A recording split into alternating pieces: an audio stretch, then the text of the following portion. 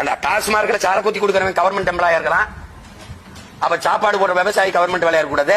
ஆடு மாடு வளர்க்க கூடாது. ஆடு மாடு ஊசி போடுற வெட்டினியர் டாக்டர் கவர்மெண்ட் எம்ப்ளாயா இருக்கலாம்.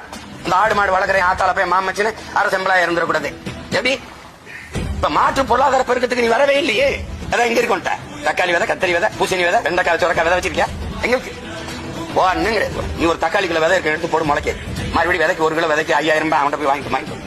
நான் விதையிலிருந்து மீண்டு எழணும்னு துடிக்கிறேன். என் மொழி செத்துருச்சு. தமிழ் மீட்சி அப்படின்னு இந்த தலைமைகள் ஏதாவது பேசுமா?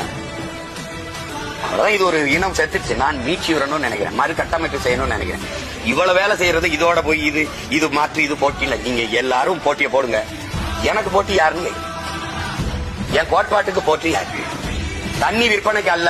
தண்ணீர் உலக உயிர்களின் உயிர் தேவை.